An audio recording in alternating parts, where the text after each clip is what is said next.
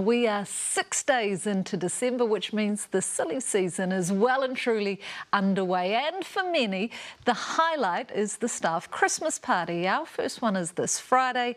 We can't wait. But before you put on the party hat, pop the champagne and loiter under the mistletoe, we need to talk about the hosting responsibilities, particularly with respect to health and safety and the need to avoid common social disasters. And joining us now is EMA Legal Head, Paul O'Neill. Paul, thank you so much for joining us. I'm going to jump right in. What are the legal obligations for employers around staff events? Yeah, look, it's a good question because you were talking about the 80s and the times we used to have back then, the good old days.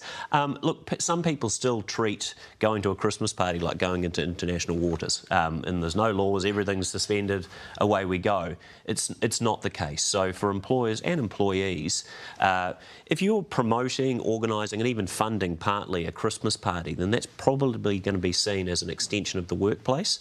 So what that means for an employer is there's still going to be those health and safety obligations.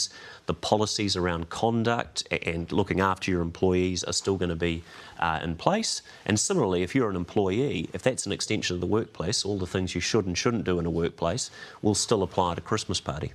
Things like, do you provide transport? Do you have to provide food? Do you have to say to the employers out clearly, this is what we expect, this is what you can and can't do?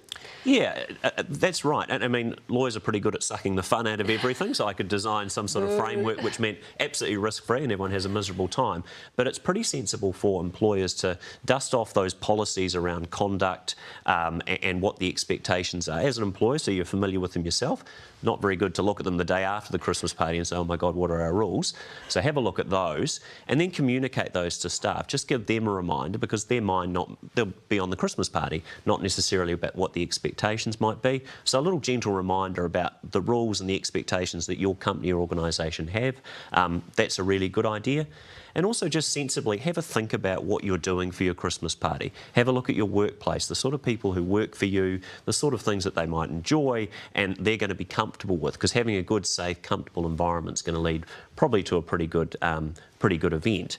And there's also some practical things as well. You might think of some idyllic paradise out in the middle of nowhere, but you should also think, how on earth are people going to get home from that? So is the venue going to be safe and a good, comfortable environment? Is health and safety going to be looked after by the venue if it is off-site? And have you thought about host responsibility in terms of food, but also drink, and how people are going to get home? Just those sensible sort of practical things, because there's responsibilities and obligations on both sides, but if as an employer you don't leave options there and aren't thinking about how your staff are going to be well looked after, that can come back to bite you. We all want to have a good time and get home safely, but what happens in that worst case scenario where there's harassment, abuse or something illegal happened?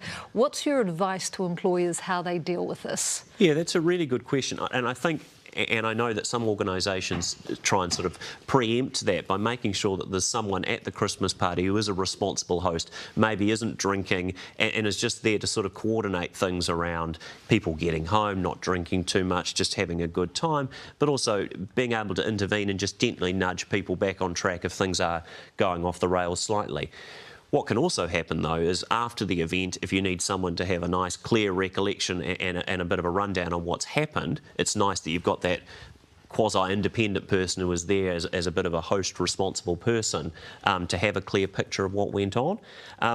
It will be really important though that employers and employees don't jump to conclusions after Christmas parties. It's very easy to say that thing happened and jump into a misconduct process or whatever else it might be. It's really important to uncover the facts. We've all been in situations where people's recollections may vary, if I put it that way. So it's important to go through a proper process. You can't just see something at a Christmas party and say, well, that's terrible, you're out the door.